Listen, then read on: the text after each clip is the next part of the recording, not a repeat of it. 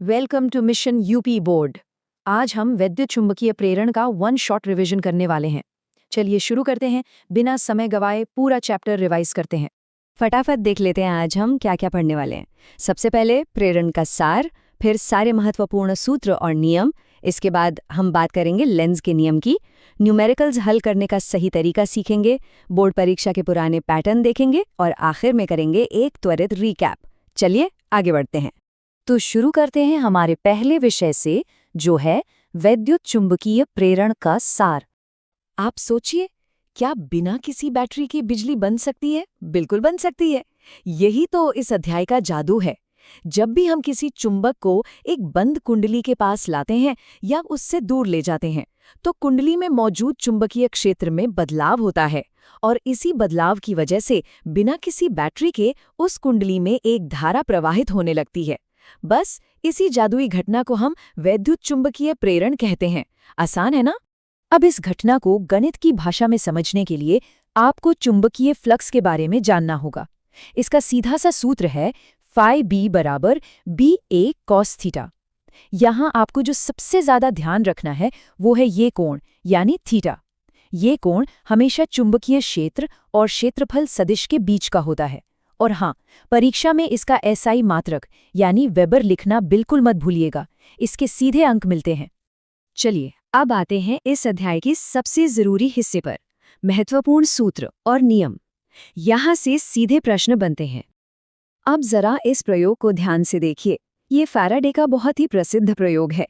जैसे ही हम चुंबक को कुंडली की तरफ तेजी से धकेलते हैं, धारामापी यानी गैल्वेनोमीटर की सुई तुरंत हिलने लगती है, मतलब धारा उत्पन्न हो गई।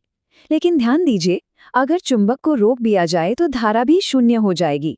यानी ये धारा तभी उत्पन्न होगी जब दोनों के बीच कोई न कोई गति हो रही हो। इसी प्रयोग से निकल कर आता है फैराडे का प्रेरण का नियम। ये नियम सीधा सा कहता है कि जितना ज्यादा फ्लक्स में बदलाव होगा उतना ही ज्यादा बल उत्पन्न होगा। सूत्र याद कर लीजिए, एप्सिलॉन बराबर -n डेल्टा फाई बी बटे डेल्टा टी। यहाँ n है कुंडली में फेरम की संख्या। अच्छा, ये जो ऋणात्मक निशान है ये बहुत महत्वपूर्ण है। ये बताता है कि जो बल उत्पन्न हुआ है वो हमेशा उसी कारण का विरोध करेगा जिसने उसे बनाया है।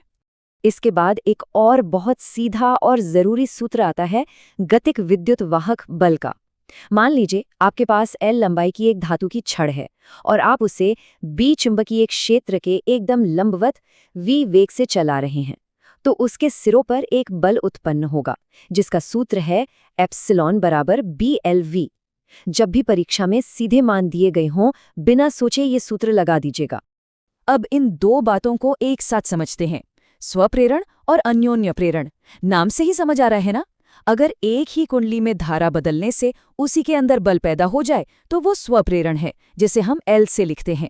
लेकिन अगर एक कुंडली में धारा बदले और उसके ठीक पास रखी दूसरी कुंडली में बल उत्पन्न हो जाए तो वो अन्योन्य प्रेरण है, यानी M। मजे की बात यह है कि दोनों के सूत्र एकदम एक जैसे दिखते हैं और दोनों का एसआई मात्रक हेनरी ही होता है, तो याद रखने में काफी आसानी हो जाती है। और हाँ, इन सब सिद्धांतों का सबसे बड़ा व्यवहारिक उपयोग कहाँ होता है?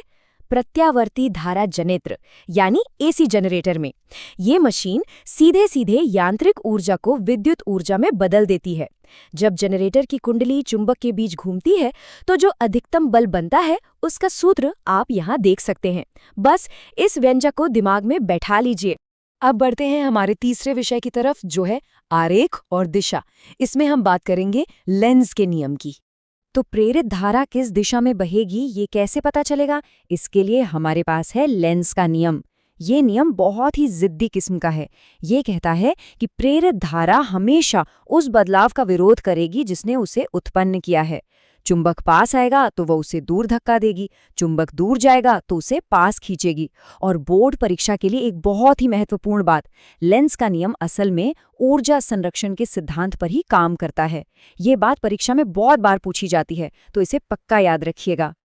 अब आते हैं उस हिस्से पर जहां छात्रों को अक्सर कठिनाई होती है, न्यूमेरिकल हल करने का तरीका। देखिए, किसी भी न्यूमेरिकल को हल करने के बस 3 बहुत ही सरल कदम होते हैं। पहला, प्रश्न को ध्यान से पढ़िए, क्या-क्या दिया गया है उसे लिखिए और सही सूत्र पहचानिए। दूसरा कदम सबसे जरूरी है, सूत्र में मान रखते समय मात्रकों का ध्यान रखिए। अक्सर छात्र सेंटीमीटर को मीटर में बदलना भूल जाते हैं और पूरा जवाब गलत हो जाता है। ये गलती आप मत करना। और तीसरा कदम है बिल्कुल शांत दिमाग से गणना करना। बस, पूरे अंक आपके। अब देखते हैं कि बोर्ड परीक्षा का पैटर्न क्या कहता है। पिछले सालों में किस तरह के प्रश्न आए हैं? अगर आप पुराने प्रश्न पत्र उठाकर देखेंगे तो आपको साफ दिखेगा कि परीक्षकों के कुछ पसंदीदा विषय हैं, जैसे फैराडे और लेंज के नियम पर वे सीधे थ्योरी पूछते हैं। ये तो आपको एकदम रटा होना चाहिए। दूसरा, अन्योन्य प्रेरण यानी एम पर सीधे न्यूमेरिकल्स आते हैं। और तीसरा, जो मैंने अभी बताया था, गतिक विद्युतवाहक बल का सूत्र BLV, इस पर भी पक्के प्रश्न बनते हैं। तो अपनी तैयारी में इन 3 चीजों को पहली प्राथमिकता पर रखिएगा। चलिए, अब हम पहुंच गए हैं हमारे अध्याय के बिल्कुल आखिरी पड़ाव पर, अंतिम क्विक रीकैप। लेकिन आगे बढ़ने से पहले एक छोटी सी बात। अगर ये तेज और सटीक रिवीजन आपकी तैयारी को मजबूत बना रहा है, तो हमें सपोर्ट जरूर करें।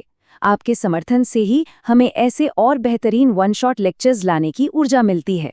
तो आज हमने वैद्युत चुंबकीय प्रेरण के सारे महत्वपूर्ण सिद्धांत मुट्ठी में कर लिए हैं। एक बार फिर से इन 3 सबसे बड़े सूत्रों को देख लीजिए। पहला, फ्लक्स का सूत्र। दूसरा, फैराडे का नियम जो बताता है कि बल फ्लक्स में बदलाव के दर पर निर्भर करता है। और तीसरा, लेंज का नियम जो हमेशा परिवर्तन का विरोध करता है। बस ये 3 चीजें पक्की कर लीजिए, ये अध्याय आपका है। अब जाते जाते आपकी तैयारी को परखने के लिए एक शानदार वैचारिक प्रश्न। सोचकर बताइएगा, यदि एक चुंबक को एक बंद कुंडली के एकदम बीचों बीच ले जाकर स्थिर रख दिया जाए, यानी दोनों के बीच कोई गति ना हो, तो क्या कोई धारा प्रेरित होगी? दिमाग दौड़ाइए और अपने सिद्धांतों को आजमाइए। इसी के साथ हमारा ये वन शॉट रिवीजन यहीं समाप्त होता है। अच्छे से पढ़ते रहिए,